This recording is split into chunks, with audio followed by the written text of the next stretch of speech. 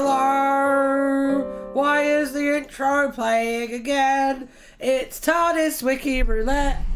Why is my microphone over here? Bonk. The opening is really nice. I really like the opening. Hello! Hello, hello, hello, hello! Hello, it's Tardis Wiki Roulette. How are we all doing today? I have to explain the premise of the show first. I got some updates. Did you add my suggestions? Yes. Yes, I did add your suggestions. They are on the wheel. Yes. Hey Ryan, bring some happiness into my life. I'll do my best. I'll do my best. I am sorry to say that this will be the only stream on YouTube this week. Because I'm taking Thursday off, have life stuff that I have to do, so I won't be around on Thursday. But we will have an extra special good time today to make up for it. And I will be back next week as usual. Maybe. Yeah, actually, yes, I will. Yes. Join the Discord. Join the Discord!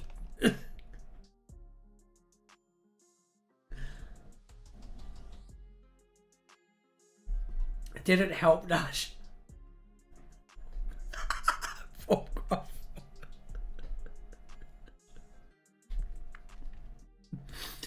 Okay, yeah, no. So the premise of the show is we spin the wheel and then we look at the... I don't know. There's been 78 of these. I got a mimic. Do you want to see my mimic? I got a little early birthday present. Check this out. Check this out. Look at this little guy.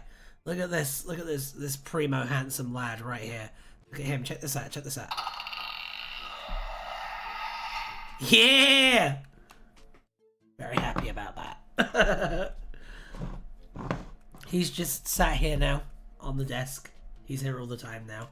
He's a full-time resident at Wild Magic / something Blue Audio Studios. Let me, by the way, that reminds me. Follow my Twitch. I need 5 more of you fools. I think. Let me just double check that really quickly. I need 5 more of you fools though to join me. To join me on this wonderful journey on Twitch together. Then I could get monetized on Twitch. Wouldn't that be something lovely for me?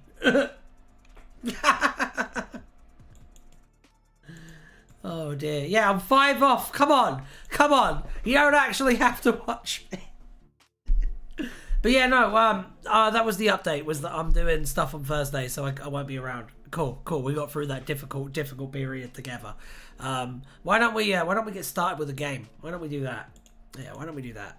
Anyway, are you guys ready? Are you guys ready for a tasty little wheel spin? You ready to go on this epic journey through the land of make-believe with me and Alan? Or not? Well, yeah, baby. Written by Russell T. Davis.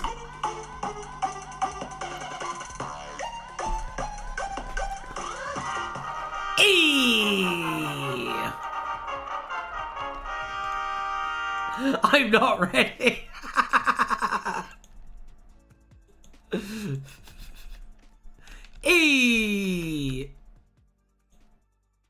Do not mention his name.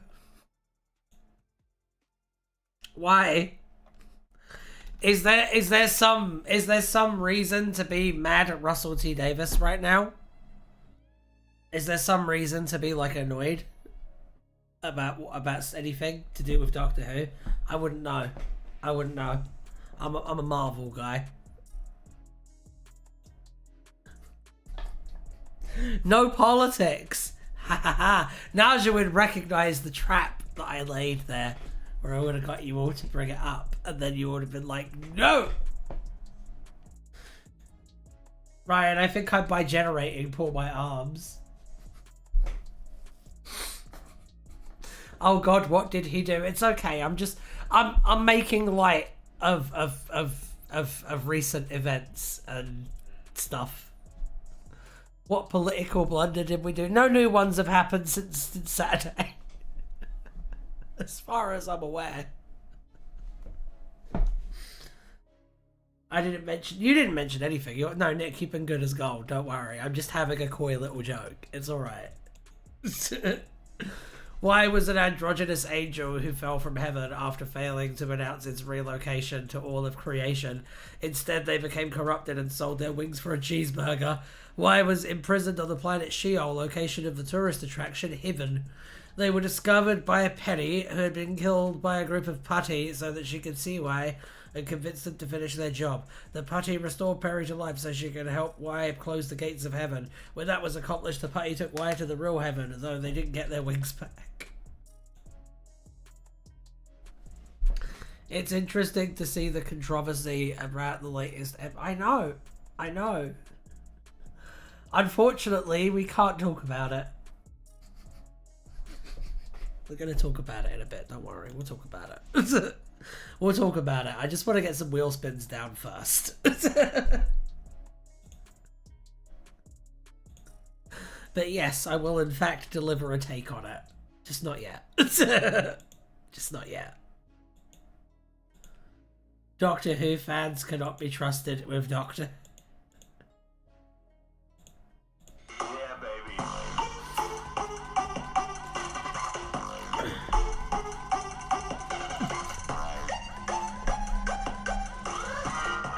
Mr. Bean! See, that's what we come here for.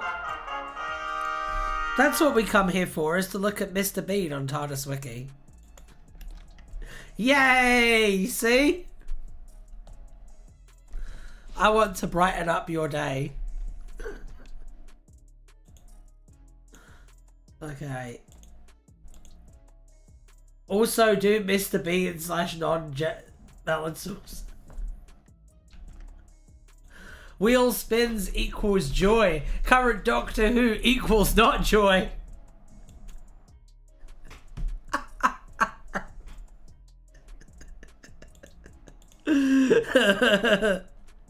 Mr. Bean / non-valid sources is in there, Xavier.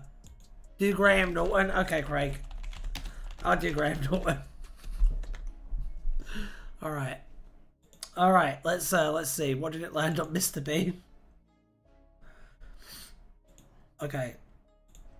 Mr. Bean was an individual known to the Doctor. On the Space Hog in the 25th century, the 4th Doctor jokingly called Joe Bean Mr. Bean. Mr. Bean was the eponymous extraterrestrial protagonist of the... Wait, what?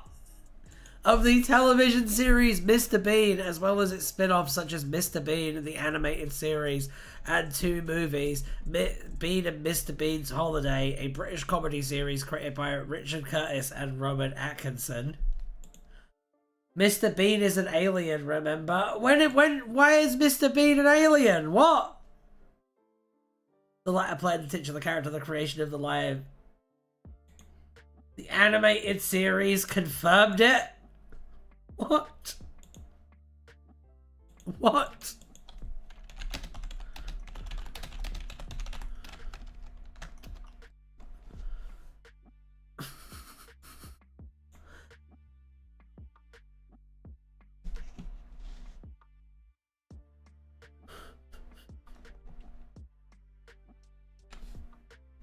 What?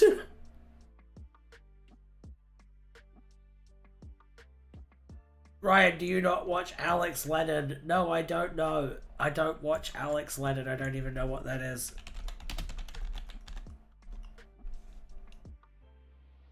Oh.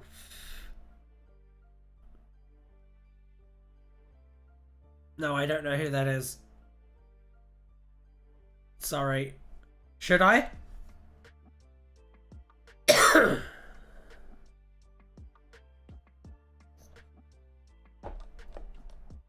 Yeah, like one of them is a panda, for instance. What?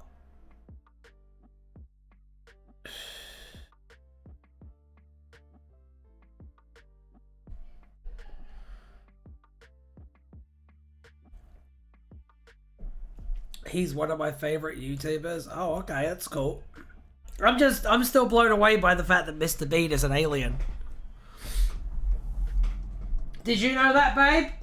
What? Mr. Bean is canonically an alien. I don't remember that ever happening. Apparently, it's true. I looked it up. There's images and everything. It's the teddies that are the real beings. They just control the beans as meat puppets. Is that true?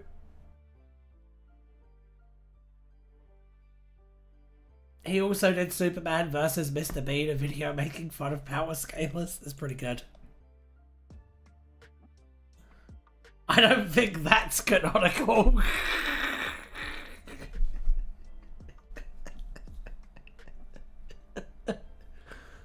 Oh god. No, I just made that up.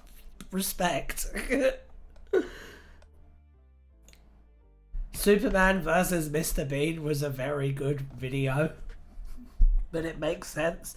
Do you remember, I don't know if you guys know about this, but there was a power scaler YouTuber. They're probably still around because like accountability doesn't exist on the internet. There was a power scaling YouTuber called Seth the Programmer, right? And they got accused of messaging underage girls, and they made a response video where they power scaled the accusations against them. That's a thing that's happened in the world before.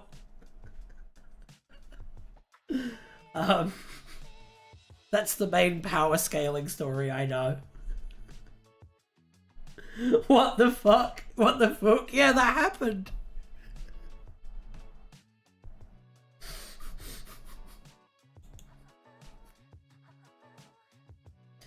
Cool video idea, you should do it. Who won? Ryan, if you're ever accused of anything, put your accusations on the wheel. Who's next? You decide.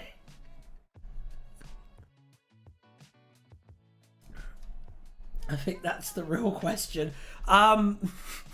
Well, it was a video made by someone trying to discredit accusations against them, so they won in their video.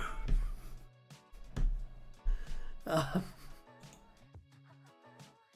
see.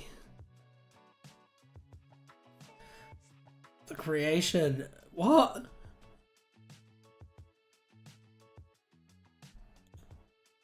Did he bring out a ukulele? No. No, that's what you do when you do a fake apology.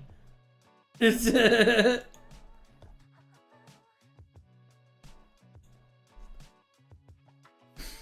mean, that's the real question. I mean, they could have admitted it. To be honest, that would be something, like admitting that you did the horrible thing while also power scaling your accusation.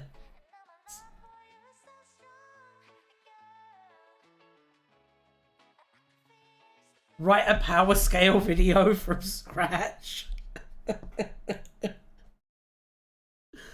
Oh god. Alright. The series often returned for short sketches for Red Nose Day, as well as in-character advertisements for brands such as Snickers. In the 1992 Christmas special, Merry Christmas, Mr. Bean, when Mr. Bean visited a department store, he began playing with a diorama of the birth of Jesus Christ, and he introduced a Dapole Dalek to the screen for it to exterminate a toilet ham. What's a Dapole? Oh!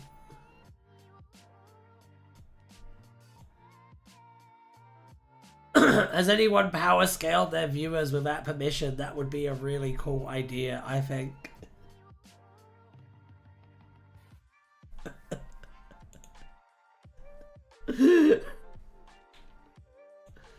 Alright. Let's go. Yeah, baby.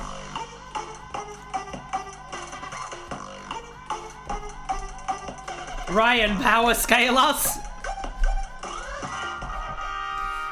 We've done this one. Dapole makes model trains, and I like model trains, so that's neat. That is neat, Xavier. Alright, let's spin again. Yeah, baby. Stupid Alan.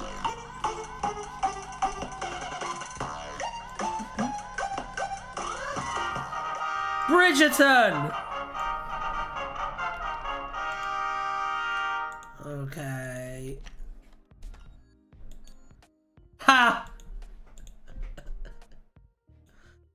Oh god. That's so Bridgerton. Bridgerton.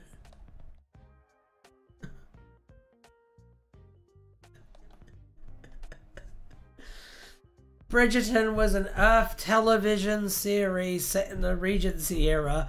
Ruby Sunday was a fan of the show, and upon visiting the Regent editor, repeatedly described situations she encountered as very Bridgerton. A family of Cholder, a species of shapeshifters who enjoyed destructive cosplay and role-playing, were suspected to be fans of Bridgerton because they infiltrated Regency-era England in 1813 and began impersonating members of society. Several actors from Doctor Who have also appeared on Bridgerton, including Golda Rousseval and Ajoya Ando. To be fair, who doesn't enjoy destructive role-playing? I tell you what, I think that in terms of deconstructing the fandom, I think Rogue is probably the best episode in like New Who. Rogue's pretty good. How about constructive role-playing? Can someone replace repeatedly with annoyingly?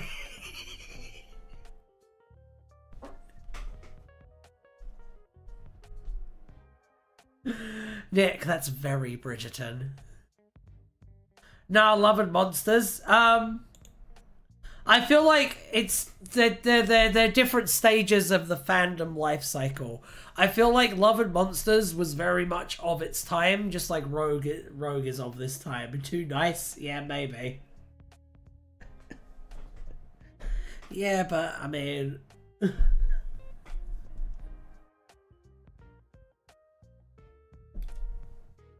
Alright, where are we going with this? Where are we going with this? I don't know. We're spinning this wheel. I think Dr. Dot and Bubble is a good description of the Doctor Who fandom. I agree.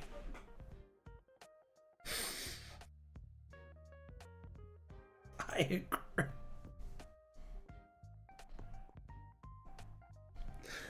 I agree. We're all racists. No. More than you'd think. No, I know. Najawin, I know better than most people. Believe me. I know better than anyone in this chat how true that is. I can excuse racism, but I draw the line about animal. No, you're right. You're right. You're right. You're right. I take a lot of pride in the fact that I'm the one person who's done a 13th Doctor like fan audio where they didn't get a white girl to play as Yaz. I'm the one guy who's done it.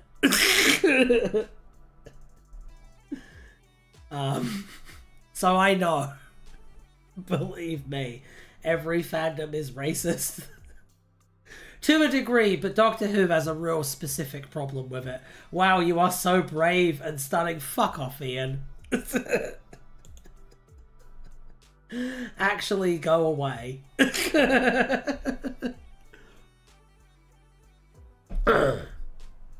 Not him again. To be honest, Ian, I don't think I'm stunning and brave for doing the bare fucking minimum. I would argue that, like, not casting a white girl to play Yaz in an audio is like the bare fucking minimum. To be honest. But if you think that that's so out there and woke that you have to call it stunning and brave, well, I mean, fair enough. Fair enough. Anyway, I'm a time him out now. I mean, you and Ian.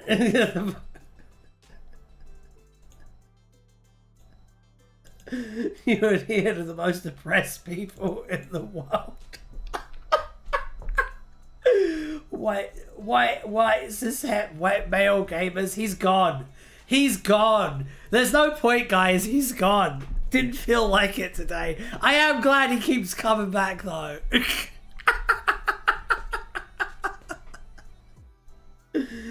Anyway, I I don't care, it's fine. No, you guys are allowed to. I have to immediately get rid of it because I have a responsibility as a content creator. You guys are allowed to do whatever you want.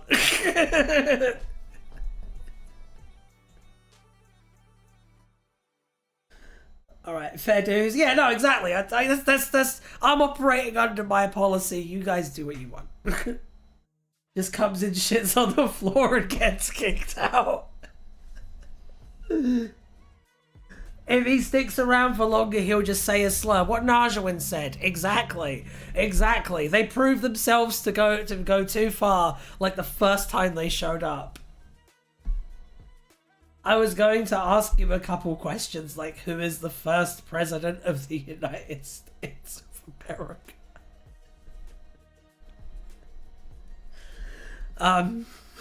You're going to ask me that?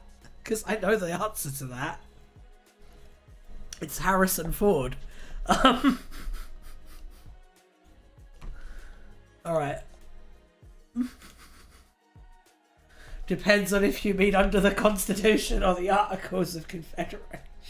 Alexander Hamilton.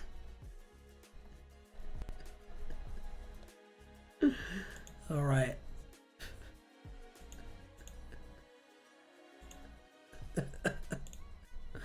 Alright, let's go. Let's go. Spin another wheel. Yeah, baby.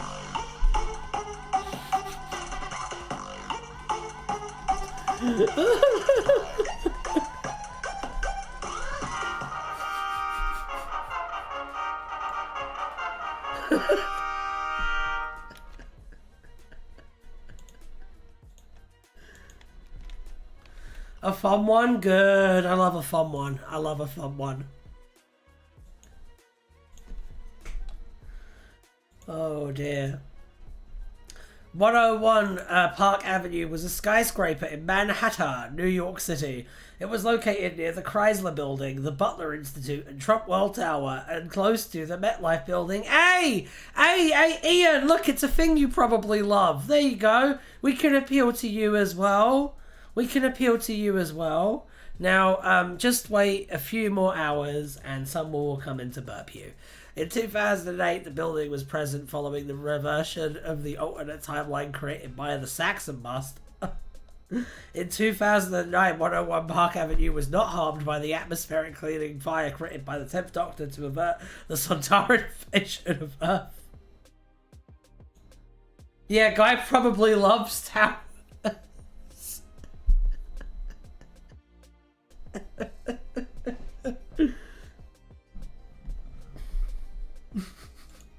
I think this one's fun.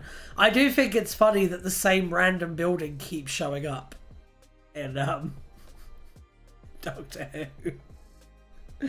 Xavier, it's fun to me as well.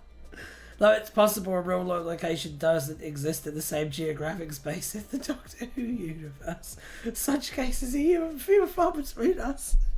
Plus, the map to the right is probably a good indicator of the DWU location of 101 Park Avenue.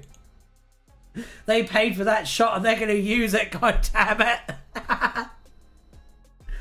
Ian Linus, who will win, Chuck Norris or Alexander Hamilton?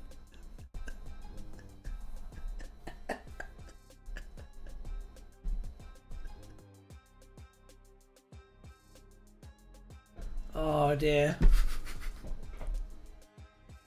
Alright. Let's go. Yeah, baby. Jesus.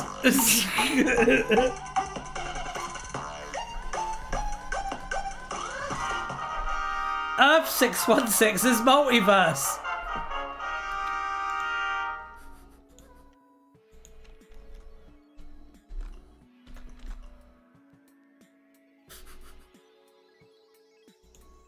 I know you're still here, Ian.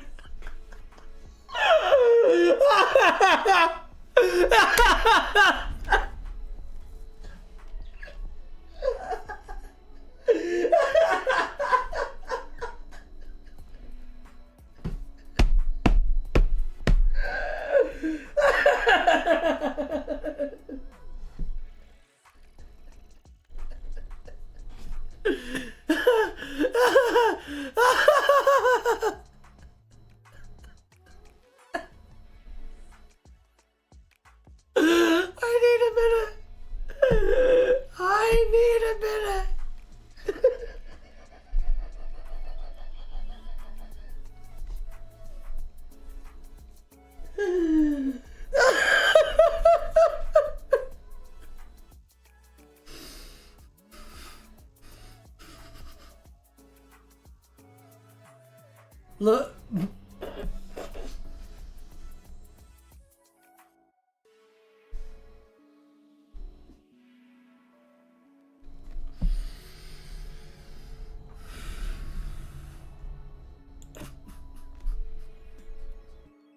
Intensely plays Lady Gaga in the background.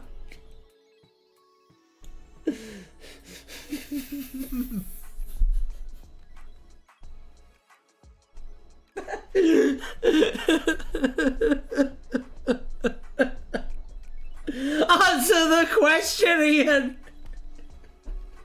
Yeah, Ian. Why aren't you responding, you coward?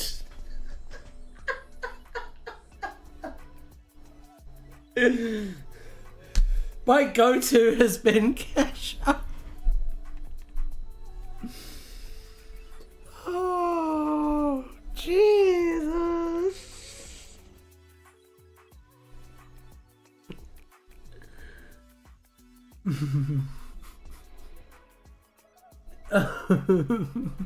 Sorry, guys.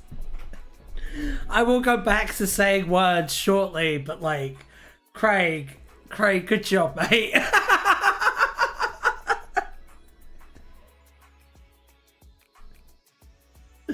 I think you found your calling. I am partial to Alejandro. I like Alejandro as well.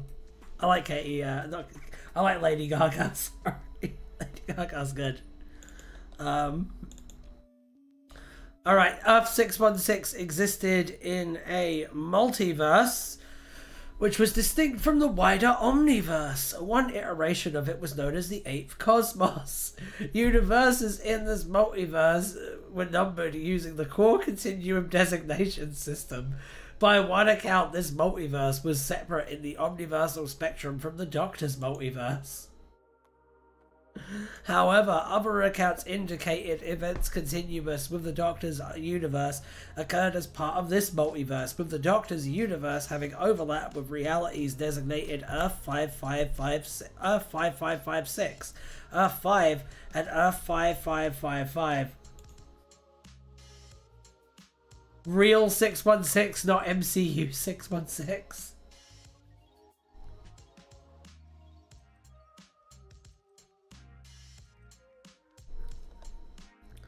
Sources differed on whether the numbering 616 was part of an omniversal naming scheme or a naming scheme for this specific multiverse built around superheroes, and some accounts treated the multiverse as a singular name for all entity realities, not a specific subgrouping.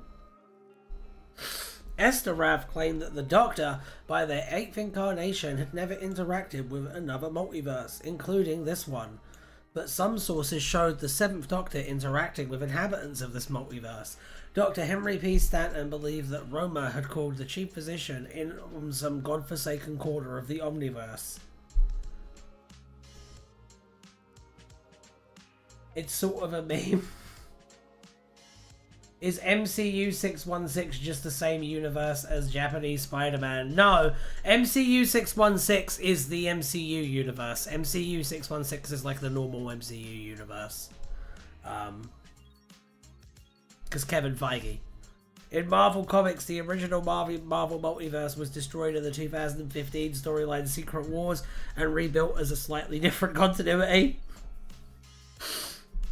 Later stories by Al Ewing indicated that the pre-2015 multiverse was called the 7th Cosmos and the post-2015 multiverse was the 8th Cosmos, with this name being used in the Casino Job Part 1. They did a Ben 10? In what way, Nick Simmons? Passionate fan of Ben 10. Nah, Kamala Khan's actor hit it on the head. What you mean? Okay. Here we go. Here we go. Yeah, baby.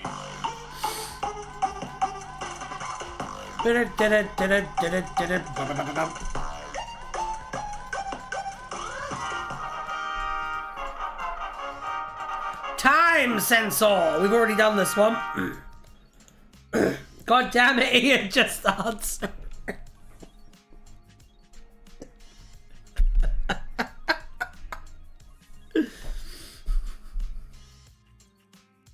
She basically said Feige was talking out of his butt and then she quoted comics lore. That is the most Miss Marvel thing you could possibly do, though. Yeah, baby.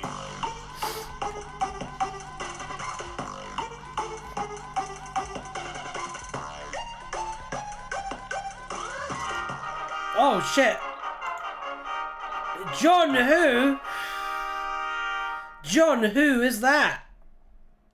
I certainly don't know. Let's take a look. Together as a family. This'll be a long page. Did we do this? Looks like I can't find it.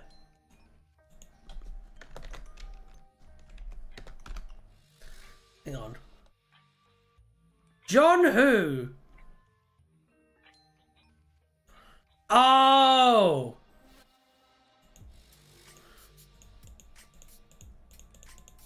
Weird.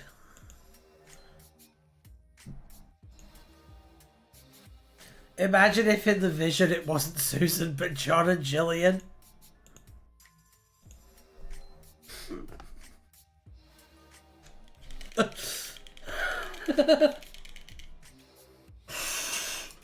Hello Jam Jam, how you doing?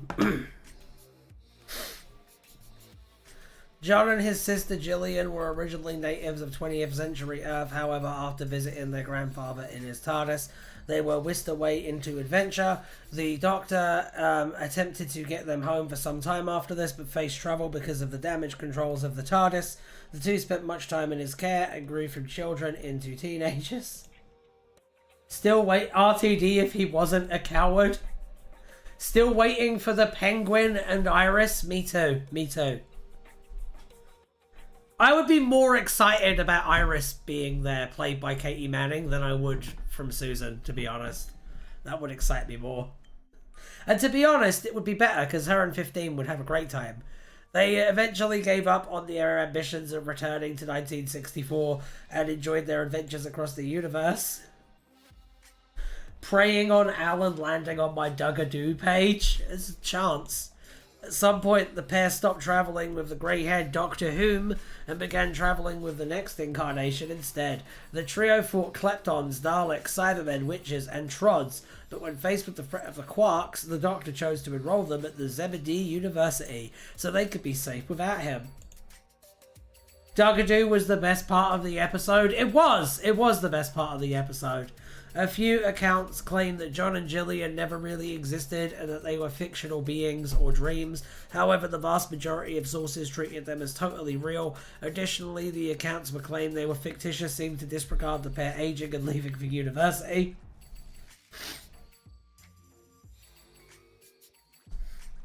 The Doctor randomly goes to Gallifrey, sees that everything is fine, and meets his old friend Iris Wildtime, who says the timeless children happened to her, and she solved it. If they make Dugadoo merch, I will be buying it. Cancel Doctor Who, announce a new show, Dugadoo. Although most accounts held that John was a real corporeal being, some accounts suggested that he and Jillian never actually travelled with the real First Doctor. One suggested that the Doctor Who travelled with the grandchildren existed in the land of fiction. While visiting, the Seventh Doctor encountered John and Jillian, who claimed he was their grandfather, in whose company they had fought the Kleptons and the Trods. They tried to make him remember that his name was Doctor Who, to which he flatly replied with denial. When they pressed further and asked if he remembered them, he said he didn't. Oof.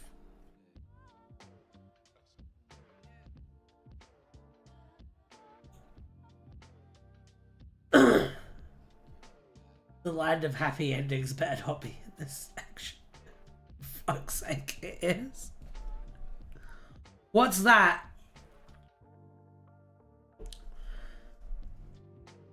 These dreams help the Dark Time Lord unwind by suggesting a less complicated reality where villains are naughty, not evil, people never die, and promises are never broken.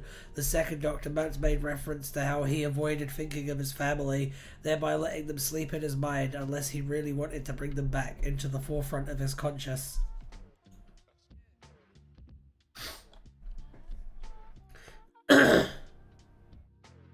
The comic did not say that these adventures were in dreams. The comic had a dream. The Doctor had a dream about them, but it wasn't to say that the adventures were dreams.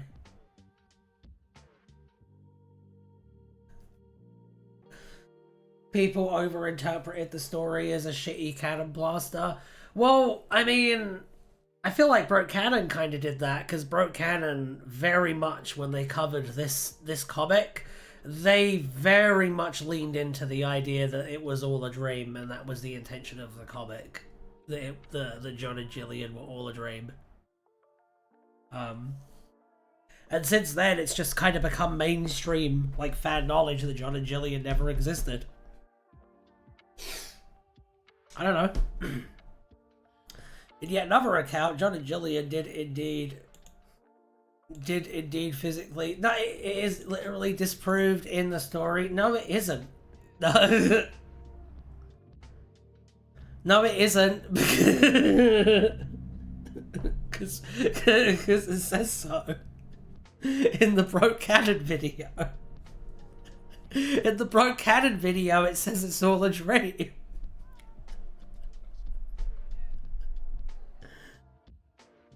He stopped doing...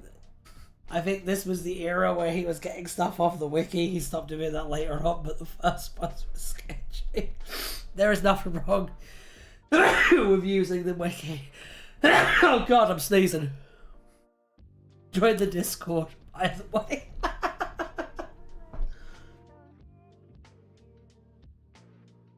Yeah, he once quoted wiki policy rules as his own... What did he do? Can you explain that while I go and get a tissue? Can you explain that exactly?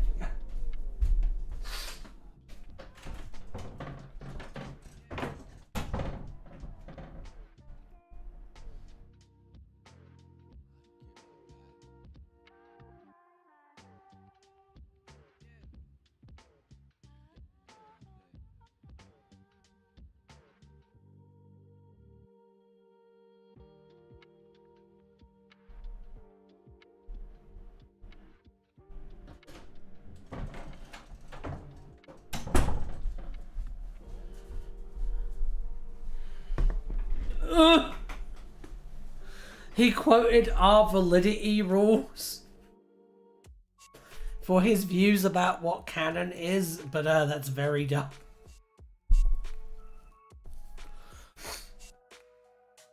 Once upon a time, non-narrative fiction was invalid for reasons, and Davis once paraphrased the illogical wiki policy about it.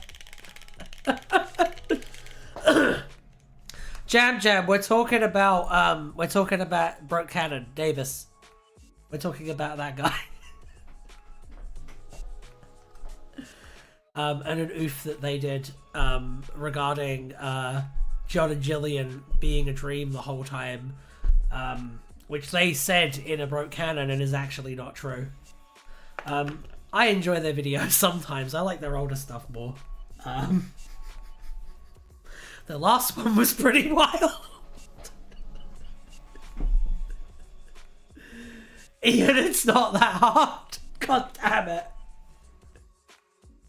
Oh. It's sad his hard drive corrupted and lost a lot of finished videos. That is sad.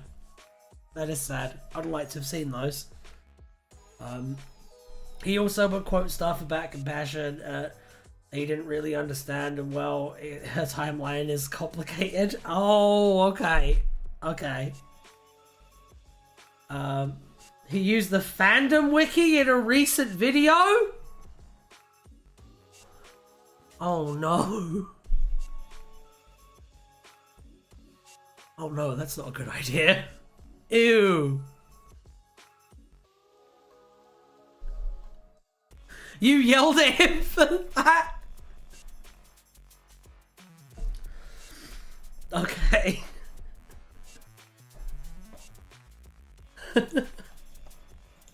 Anyway, spin or song contest discussion. Let's do one more spin. But we have confirmed that John and Gillian did indeed exist, and I think that's very important.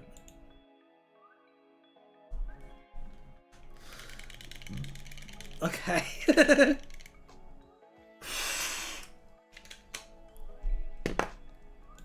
see. Wheel of Nams. Let's go on to there. This one is pretty interesting though. Alright.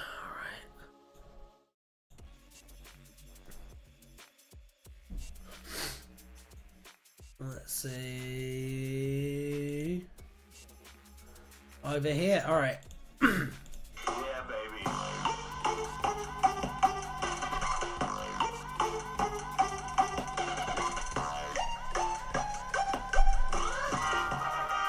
The Fizzinator! Okay.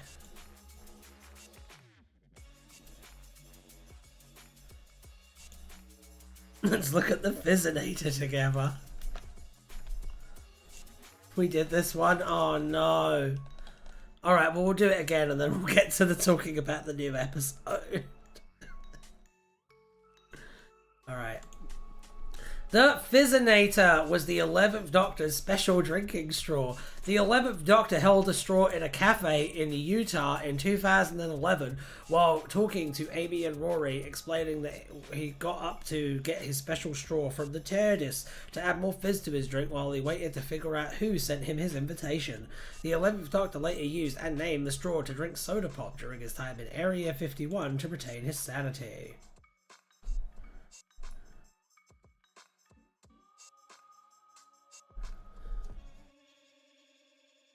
Okay, silly 11. Ian, want to start a rap battle? Give me your best verse, buddy. God damn it. Ian is crying and shaking.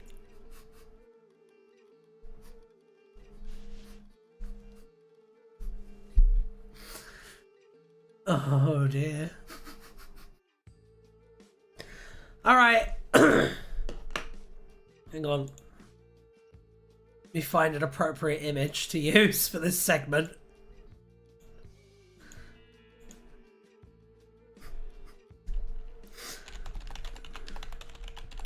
Hang on. Hang on a second while I'm doing administration stuff.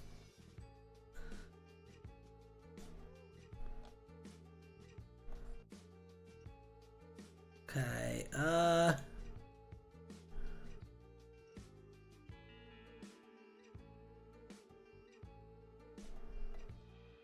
you know what? You know what? I kind of like this one. We'll use this one. We'll use this one for this, for my purposes today.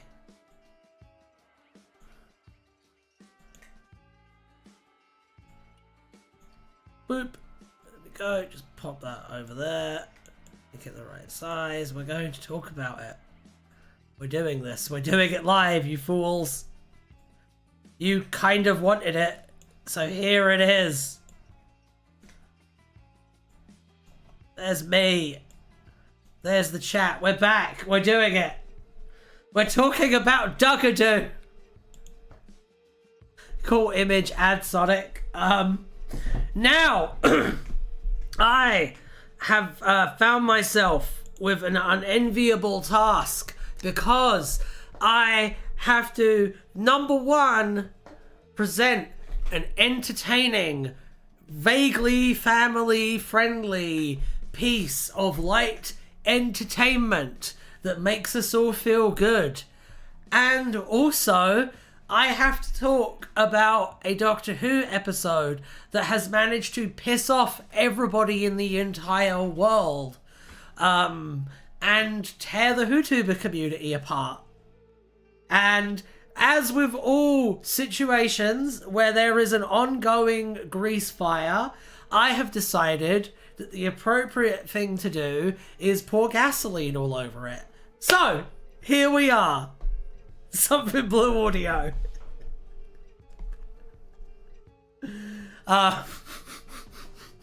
Talking about the Interstellar Song Contest. Now, the first thing I would have to ask is...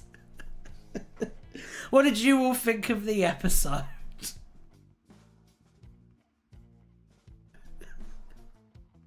Hey, Also, Felicia, give my insider the Discord link. My insider left the server.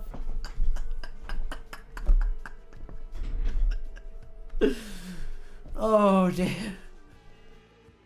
Best episode ever, nothing weird. IMHO, the doctor torturing someone is fine in context, but here the why is the issue, and the lack of repercussions is what was the issue for me. The fact that he went after the Hellions, but even didn't even once think maybe I should rain down hellfire on the corporation is bad. Yes. The more I think about it, the worse it becomes. Why are Shooty and Vanessa, you mean Verada, doing that goofy face and pose?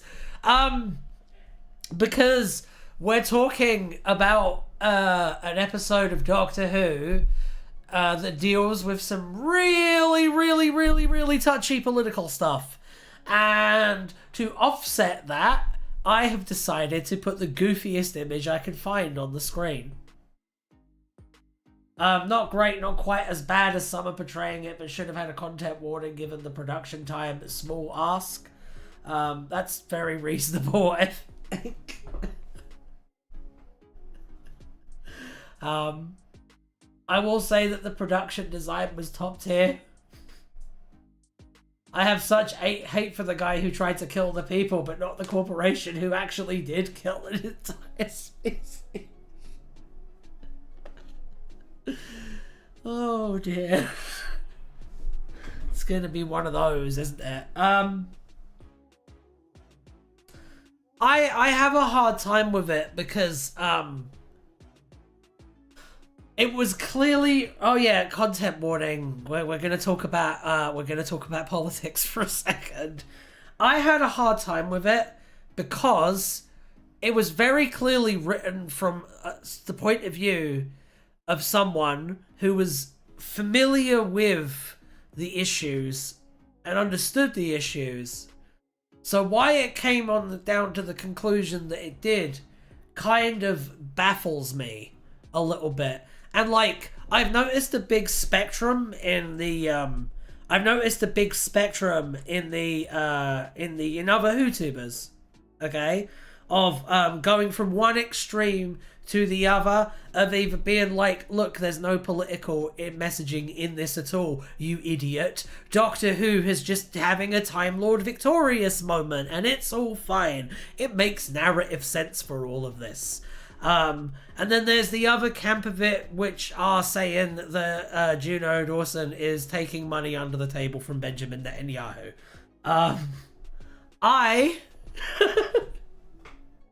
I suppose I landed in the middle of that particular one. I think that the episode was, and I'm going to say this so that you know that I am giving the benefit of the doubt to all parties involved. The episode was accidentally softly pro-Israel. And there is no way to avoid that conclusion if you have even a minute understanding of the events and politics. And from what I've seen, a lot of the defenses of this episode have been, well, I don't know anything about politics, so it can't be about politics. I think there's been a lot of that in like the rushes to defend this one. Given the sensitive nature of why people are upset about this one, I think a lot of the people trying to be like, no, this is just business as usual, have maybe intentionally or not been extremely insensitive to a lot of the people who are upset. I also think that a lot of the people who are upset have also been extremely insensitive. I think in a lot of ways, this has shown a lot of really ugly facets of the fandom. And I personally lean more towards the, nah, fuck this is too much for me. Like, if I was to break it down based on my own views, I would argue this might actually be worse than Now They'll See the Real You. And we'll have to live in a reality now where Doctor Who, after we were all very, very excited for it to come back, oh yeah, Russell T Davies, the comeback king, is gonna come and do it. We now have to live in a reality where worse stuff has happened. And even if we ignore the allegory, it doesn't stop the illogical nature of the Doctor's disregard of the corporation. What the fuck? Yeah, no, I know. I know. I've also, I've seen a lot of what I would refer to as tone policing, because there's a lot of people who are more mad about how people are responding to this and the way they're voicing their anger than the fact that this, I mean, fucked up covering a genocide, which, I mean, it goes back to what I've said many, many times, that reality is a lot of people in the Doctor Who fandom are middle-class white people who only give a fuck about Palestine because Twitter has told them to. A lot of them probably think that October 7th was the initiation of hostilities. I love we're having this one serious conversation as Craig is fighting the ghost of me. I love that as well. I also think people are often using shibboleths and conflicting definitions that make conversation impossible between them, and it's just an impossible mess. No, I agree with you, and that's actually the point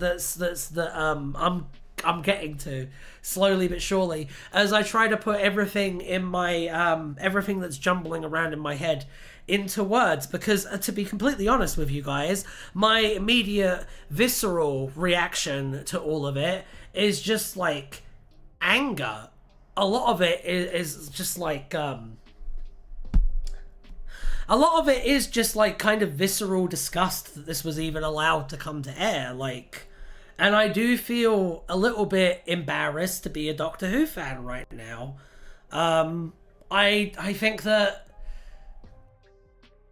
we have a lot of self-reflection to do as a fandom, because we as a collective, with the Doctor Who, ever since 2005, we have created a collective identity for ourselves as Doctor Who fans, that the thing that makes Doctor Who better than other shows is that Doctor Who makes people better. Doctor Who makes the world a better place. You get what I'm saying? Like, Doctor Who is a positive force in the lives of the people who consume it, right? That has been the one excuse the Doctor Who fans have had to get away with all of the fucking chicanery that they get away with, okay?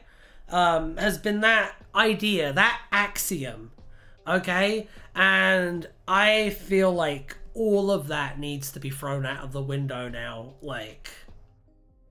Or even if they, I do also think people, or even if they haven't talked about it, how it started earlier, having educated themselves, they haven't educated themselves in other ways, so it just becomes very insular and all short-sighted. Yeah, like, I think a good example is when all of this escalated. I do not use the word started. The correct term, in my opinion, is escalated. When all of this escalated, there was a lot of pressure I saw on social media for big Who-tubers and Who personalities to get involved and to give their take on this. I already knew a decent amount about it, so what I did was I was like, okay, Something Blue Audio, we're not posting about Doctor Who for the next 3 days. I'm just going to post information about NGOs you can donate to, and like updates on the ground and stuff. And I did that. I saw other Who-tubers were getting basically bullied into giving a take on this. And eventually one of them, I can't remember which one, but one of them was just like, I've been asked to give a take on this, so here you go. It looks pretty bad, but at the end of the day, and then they said that they stood with Israel. That was the result of that. And it just seems like... It just, Craig, don't make me laugh during this serious thing. Stop it. It just seems like we're, as a fan base, we're a bunch of feckless, privileged cunts, basically. And I think that this episode coming out and the response to this episode has really revealed a lot of the uglier sides of people. I think it's happened on both sides of this, but I'm not going to both sides it, because one side is clearly more correct than the other. And while I think some of the responses that have come out have been extreme and they have been too much, they are also coming from a place of righteous indignation. Whereas the people on the other side of the argument, their fury is coming from a place of wanting to protect a position of privilege. And I will always side with the people who are acting out of righteous indignation over the people who are wanting to protect a position of privilege. So generally, I would say this one would be a miss from me. We haven't even talked about the episode. We've just talked about like the fandom response to the episode, but like honestly, like you guys are the only good ones in this community. And I'm sure that there's a lot of people who are going to be very upset with me. I'm sure there's a lot of people who are going to be like, oh no, it couldn't be me. It probably is. It probably is. A YouTuber I know is black and pro-Palestine, and he still defended the episode. Yeah, I want to get into the fact that I think a big problem with this one in terms of how it's being responded to, because like my personal take is I think it's quite a solid episode in most respects that has a horribly bungled political message, and I think it's right to be angry at that political message as well. In fact, it's probably the correct response to it. However, at the same time, having said that,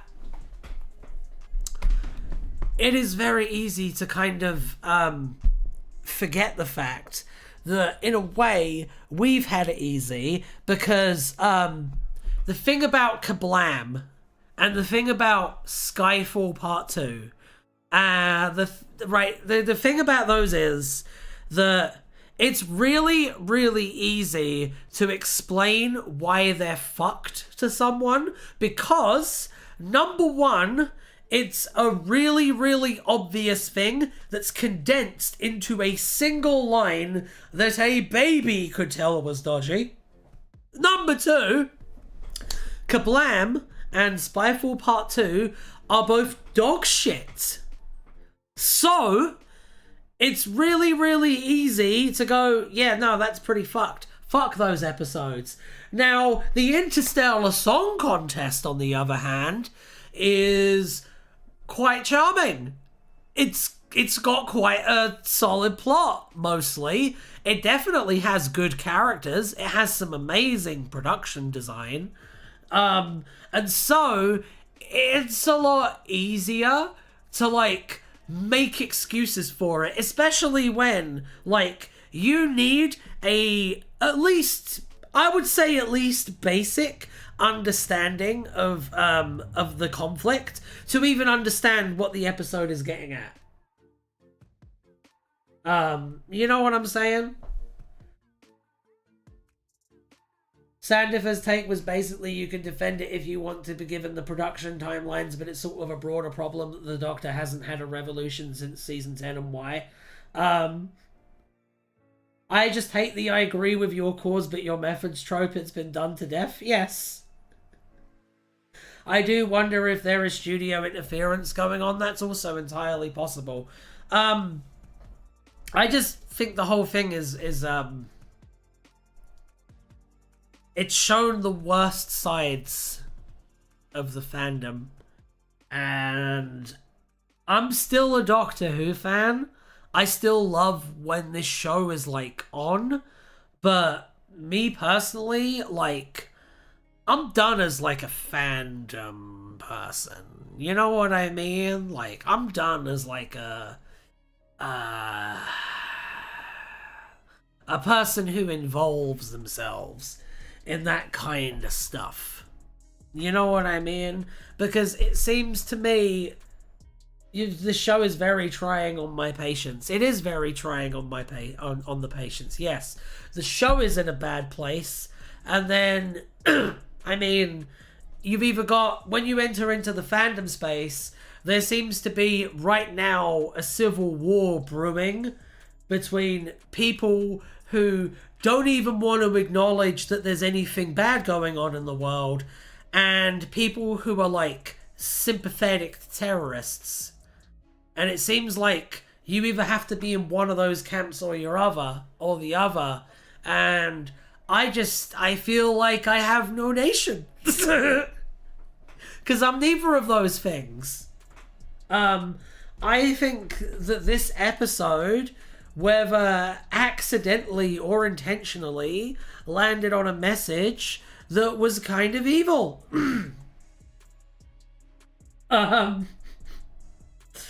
And I think that acting like that isn't the case, or acting like this is just another the system isn't the problem, people are, we're just not going to learn the lessons that we need to continue operating the way that we have as a fandom. And if we don't lose these lessons now, like, it's not just a case of Doctor Who's gonna get cancelled. Of course it's gonna get fucking cancelled. Of course it's gonna get fucking cancelled. It's not just a case of that, though. It's a case of, what are we even gonna do to revive it? Because as it stands, it's looking pretty likely the people who are like, what do you mean? There's nothing going on there. What's nothing going on there? Just chill my vibes. Just chill my vibes, man. I don't want to hear about any of that, you know? Those kinds of people probably could have ended up running the fucking show next time. Does it even matter? Does that matter here? I don't know. Was the episode intending to parody the current ongoing arguments, suggesting that certain strains of activism are ineffective? Was it trying to abstract the entire episode as far from the real discussion? Wait, what? Oh, you're talking about Killmonger, okay. Not gonna lie, I wouldn't be surprised if the show gets a hard reboot.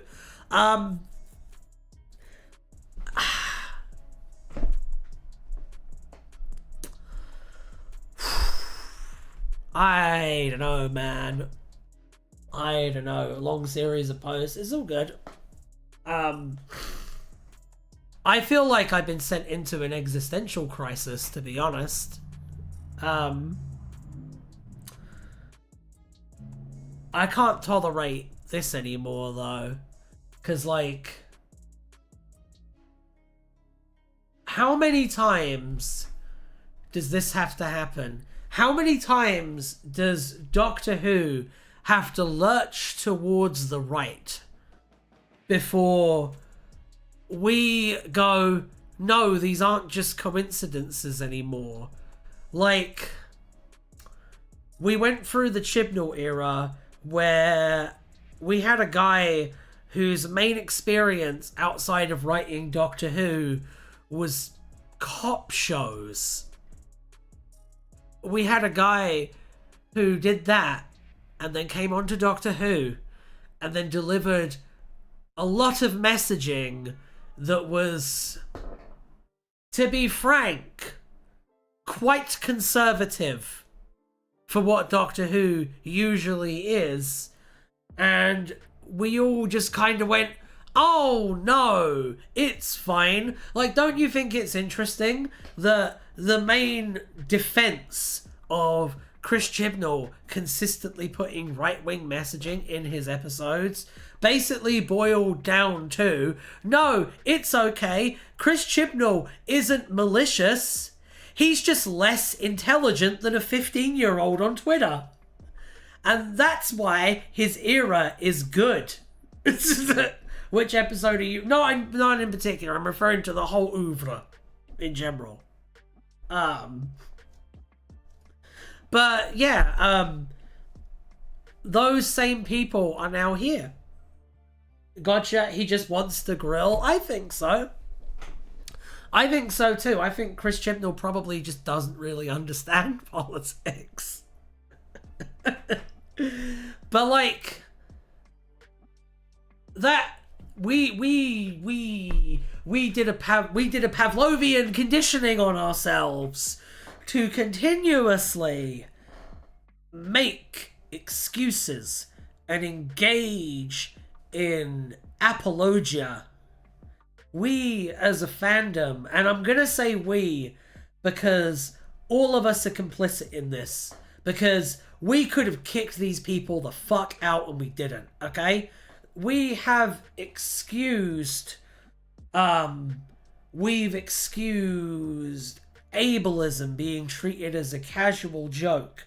We've excused rewriting the history of the Civil Rights Act so that it fits into a convenient Saturday tea time plot and a white woman can swoop in and save the day. We've accepted pro-corporate, pro-worker exploitation messaging. We've tolerated the Doctor being turned into the kind of person who would throw someone to the fucking Nazis. We took all of it. We ate the shit and then went, this is nice. Give me more shit, please. And now, those seeds that we planted have blossomed into beautiful Zionist fruit. And here we are, softballing an ongoing genocide so that we can have a shit space panto based on an idea originally conceived by Gareth Roberts. This is the end point, my beautiful children. This is where we've come to. I can't wait for whatever the fuck happens next. Writing his manifesto right now. Unfortunately, no matter how hard you try to explain it to someone, they can't understand it. Well, let me try right now. Okay? I've only seen the episode once, but this is what I remembered. And if you're one of those people, when I inevitably edit this into a video and put it out on its own, if you're one of those people that's going to write in the comments, oh no, it's not about that at all, you're just having a silly interpretation. The Doctor just had a Time Lord Victorious moment. This was just like Waters of Mars or the Family of Blood. If you're going to be one of those fucking people, right? Listen to this. Because I'm fucking right there. So the poppy honey is a twofold reference. Number one, Israel is referred to by Israelis as the land of milk and honey. That's the obvious one. That's the one that babies should know. Okay? The second one. Okay? There is a company called Moroccan Oil, which is Israeli owned and happens to be the main sponsor of Eurovision and happens to be sponsoring the ongoing slaughter of Palestinians. Okay? And that is obviously what the Poppy Honey Corporation is based off of. Okay? That's the first thing. So that means that this being about Israel is entirely baked into the premise of the entire program, right? That's point one. Point two, okay? You have your characters who were meant to be a stand-in for said oppressed minority that happens to be people from the Middle East, and you give them fucking horns. And you have the Doctor refer to them as dirty. And you have everyone, including the sympathetic characters, be casually racist to them. And then you make that guy the villain of the episode. What kind of message you think you're fucking sending out there, huh? What do you think I'm supposed to fucking take from that? And I mean, yeah, like they cast like a blonde, blue-eyed white man as in that role. I can't wait for someone to point that out. But it doesn't really change the facts of the situation, does it? Now, let's get on to, we'll get to the torture in a minute. First off, I want to talk about how the episode solves its problems, okay? So, the idea of the character singing. Okay, the character at the end. Her name's Cora, I think. Which is also a reference, by the way, because that's an African musical instrument, a Cora. They're a singer. They are an instrument for the lingering spirit of the Hellion people. It's a metaphor. It's actually quite a good metaphor. But she sings a pretty song to call out the corporation that doesn't actually achieve any material good. They unironically do, and then everyone clapped as the ending, because this is nothing but feckless neoliberal posturing. And the good Hellion was the one who mutilated herself to physically fit in with the crowd. That is true. That is true. That's what I'm saying. Kablam too. Yeah, it's very, very kablammy. Yes, it is. Can we do the torture bit now? I shouldn't say that with a malicious smile on my face, but it has been really bothering me. The horns are as bad as the bindies that were going to be in Voyage of the Damned, but at least back in 2007 they realised that wasn't a good idea.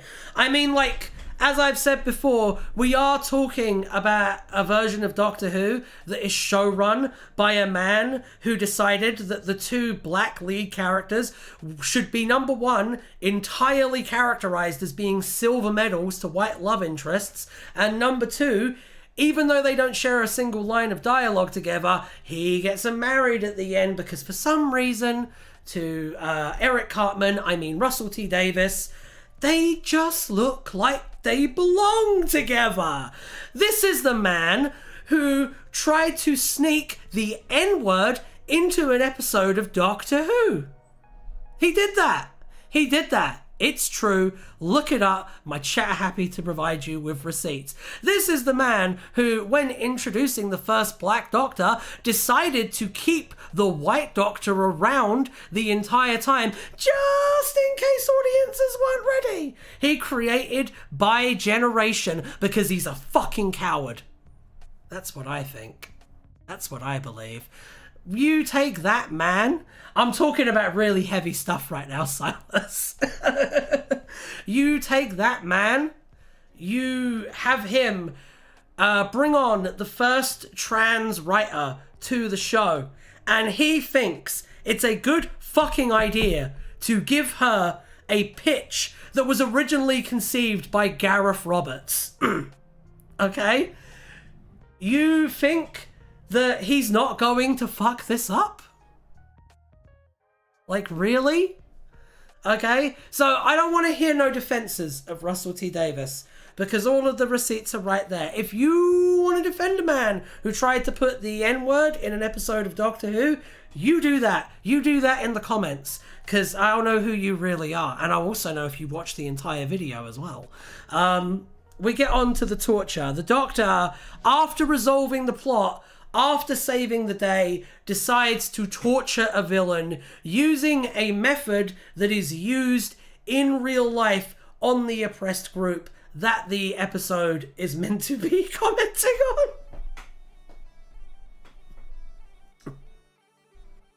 Oh wow, I didn't even think about that bit. It's actually that's just actually offensive to Juno. It's deeply offensive to Juno. I agree, it's deeply offensive to Juno to do that.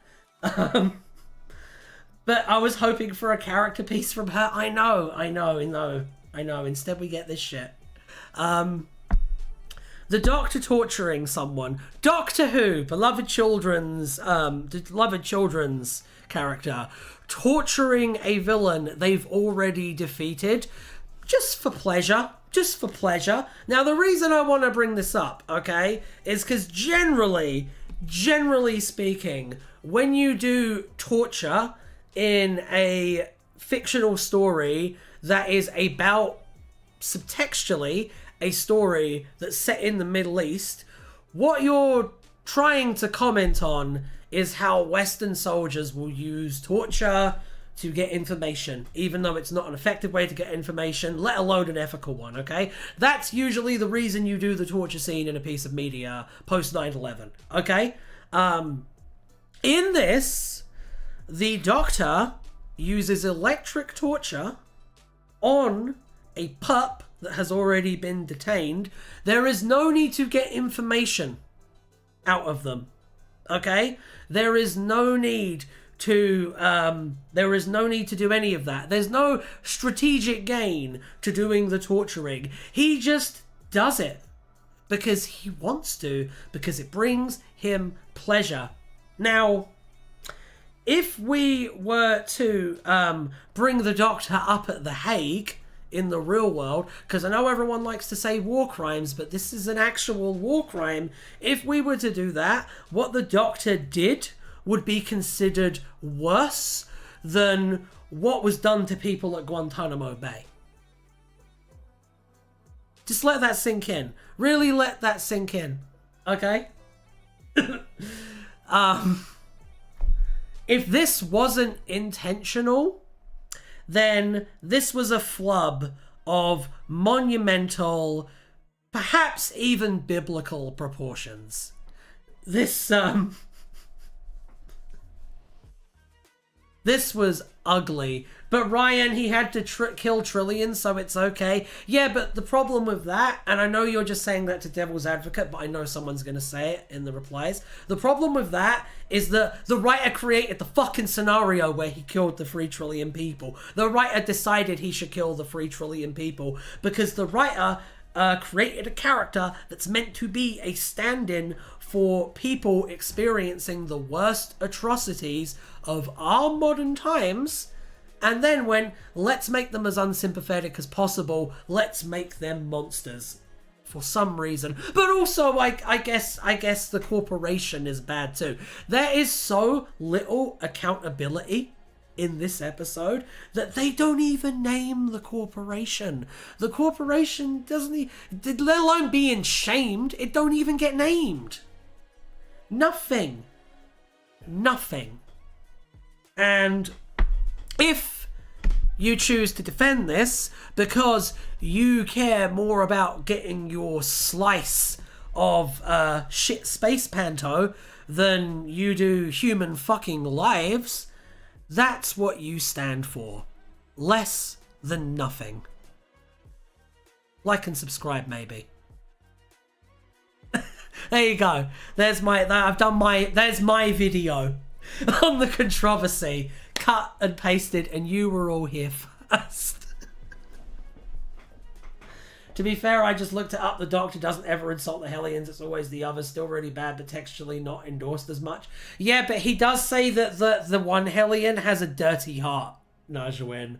And, I mean, that's something that a racist person would say about a Middle Eastern person.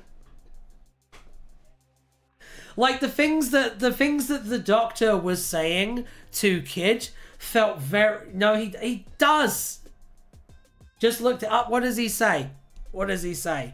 I'm going to look it up too. We're going to learn together. Interstellar Song Contest transcript.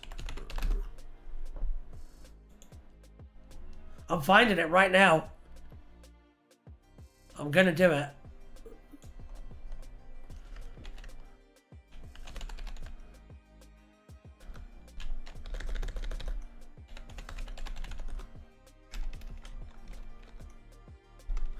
Or you... Hang on. Because your cold, filthy heart just likes to kill.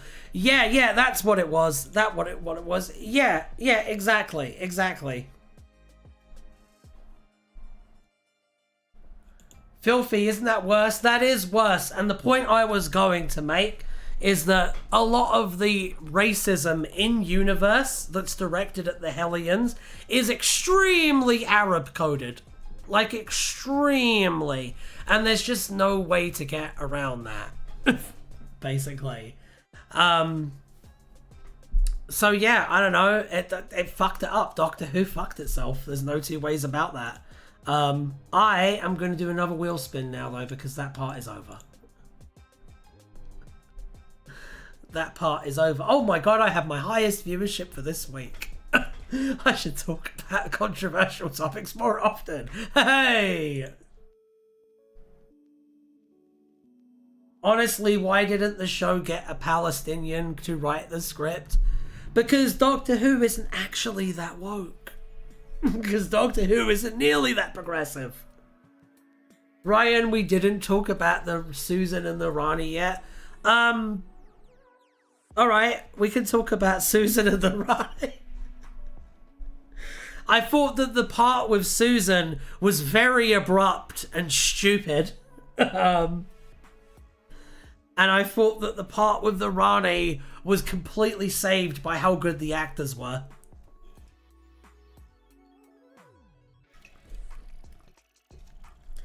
The bi-generation scene looked cheap. Yeah, it did. And like, did you notice the music was too loud? The Doctor literally did a layer.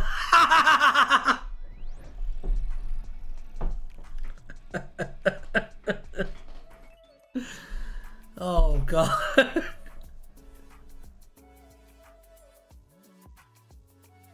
It was as dumb as I feared from the leaks. So did you guys enjoy my impassioned new era speech that I'm going to cut into a video, by the way?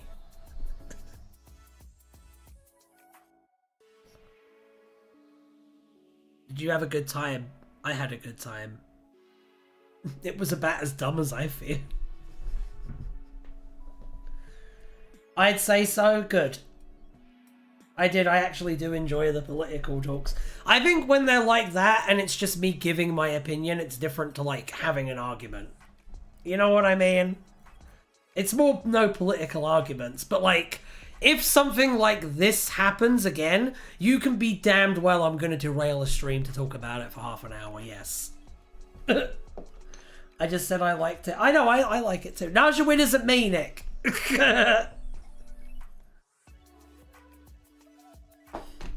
I think we should sack Russell. No, we shouldn't.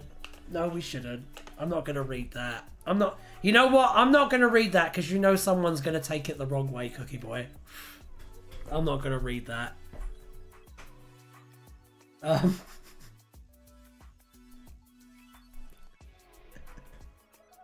But like, I mean, at the end of the day, aren't we all ending the stream with a smile on our faces? And isn't that what really matters?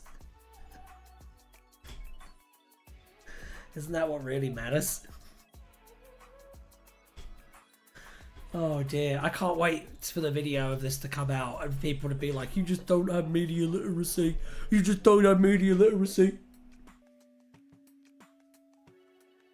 Okay, sorry for it was too absurd, but people are stupid. Yeah, people are stupid. Always assume that the person who's going to write an angry comment is as dumb as fucking rocks, because they usually are. I wish no harm to RTD. I wish him comfort, Doctor. I just want him to like have the book. Just give him a book every now and again. Let him write a Doctor Who book every now and again. That's all I want. That's all I want. But don't let him anywhere near the show.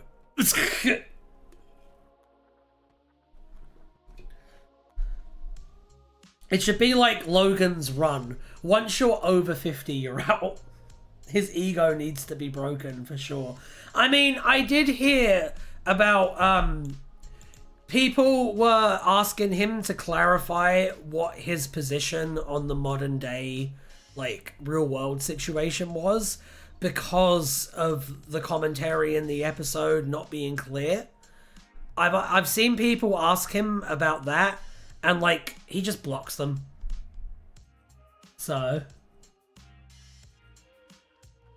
you know, I was looking forward to years and years, and now I'm heavily skeptical of. Oh dear.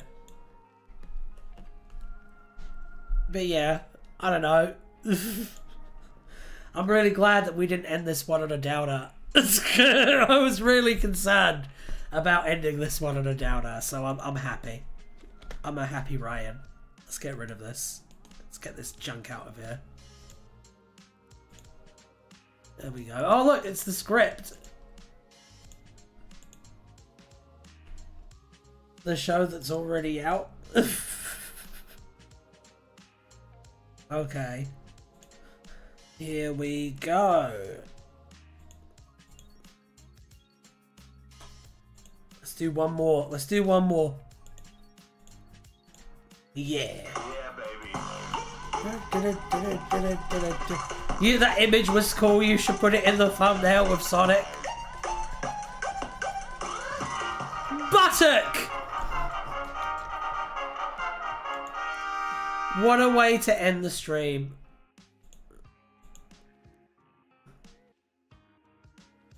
Okay.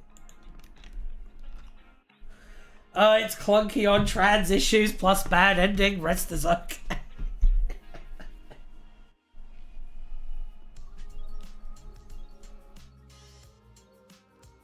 Oh god. Oh god. Okay.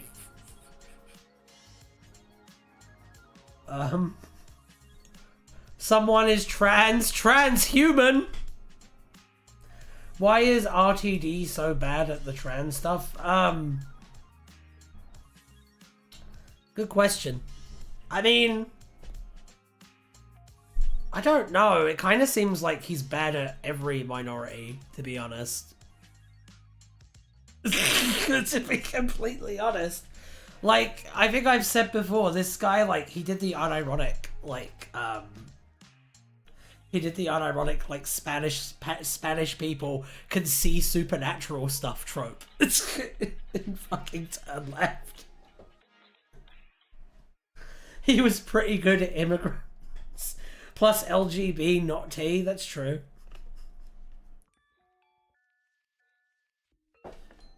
That's true. Transformers robots in disguise.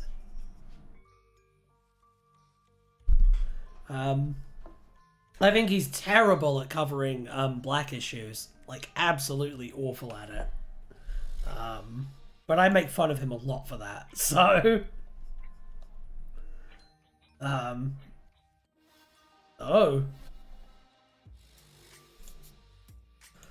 The posterior buttocks. Panda presents his posterior. Here's my ass. Hang on.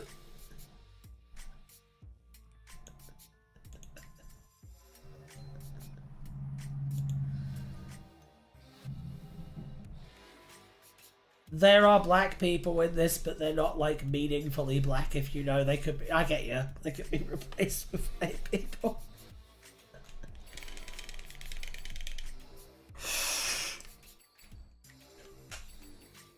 Meaningfully... I know what Nick... I know what Najawin means. I know what Najawin means. It's okay.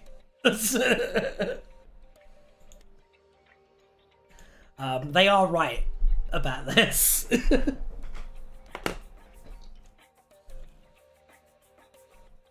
Right. I do too, it just sounds weird. I know. I guess the term would be that they're lacking in blackness. Like I didn't know the term. No, you did a good job, Najawin. You did a good job. You did a good job with the vocabulary that you had. When talking about men with Gwyneth, Rose Tyler said she liked a good smile and a nice bum. Captain Jack Harkness, on seeing Rose hanging from a barge balloon, said she had an excellent bottom as he went to go meet her. He told Algie that he had an excellent bottom too, slapping his posterior. After psychographing himself into Rose's body, Cassandra O'Brien took great pleasure in examining her nice rear bumper.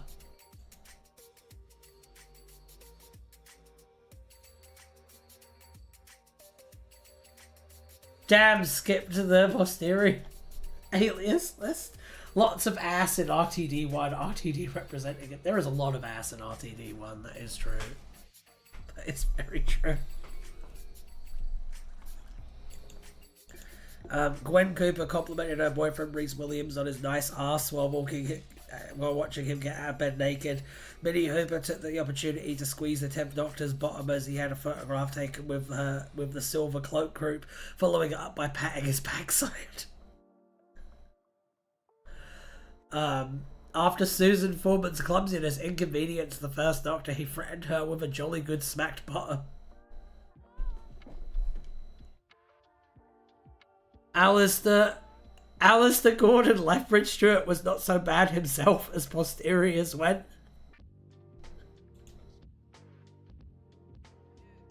Not gonna lie, I wouldn't mind skipping. Well, I mean, if I skip this page, then the show's over, Xavier.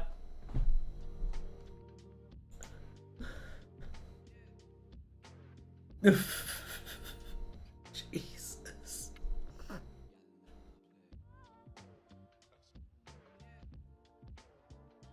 Yeah, this is just a lot of references to arses. Most of them from RTD1! Spin again! Alright. Fine. Yeah, baby. Oh.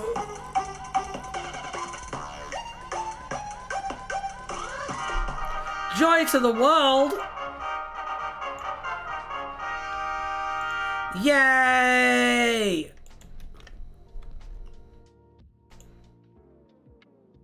I'm not in the good headspace, that's fair.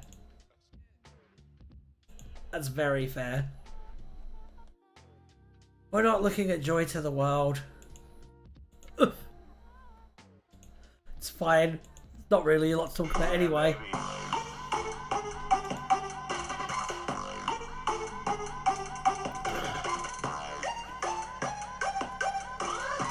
There we go, that's a nice one to end on. Graham Norton!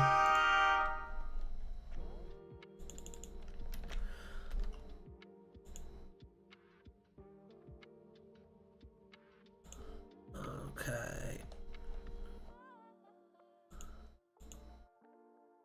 Oh.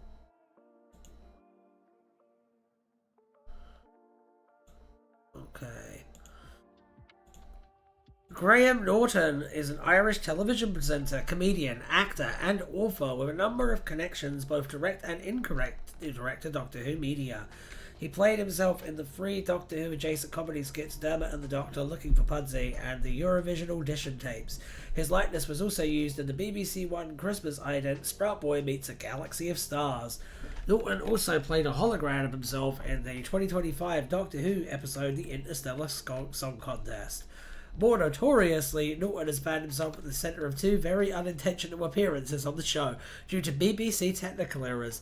In 2005, during the initial broadcast of Rose, a mistake occurred which resulted in sound from Strictly Dance Fever, hosted by Norton, and which was airing on BBC 3 at the time, being heard over the scene in which Rose encounters the Autons. The error was later referenced in the Target novelisation of the episode, where it was said that Norton's voice could be heard over a radio broadcast.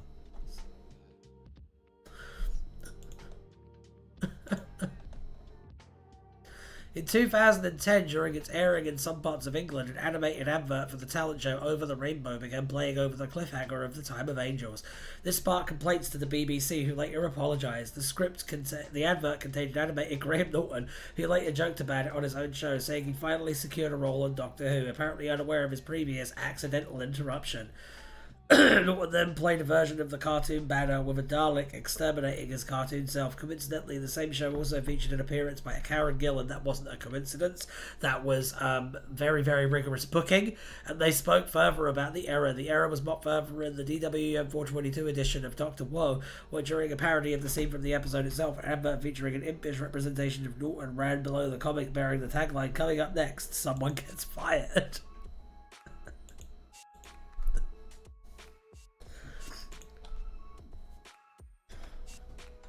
Oh, the Rose error is also referenced on the Who is Doctor Who website as an inexplicable phenomenon where people heard a disembodied voice! That's funny. That's funny. Okay. I am done for now. I will be back next Tuesday for more wiki-related shenanigans. Tonight we are playing a mystery game on Wild Magic. We would normally be doing Mass Effect. However, I completed Mass Effect 2 last week and I kind of want a little break before I crack into the third one. So, mystery game tomorrow, Mass Effect 3.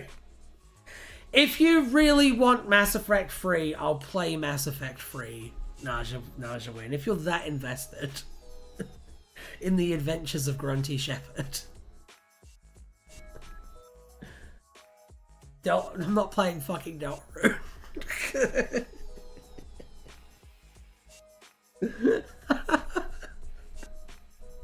I'll do something.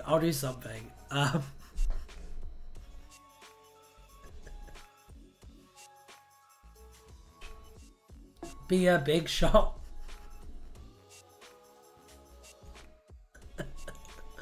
Alright, I'll catch you guys later. Bye!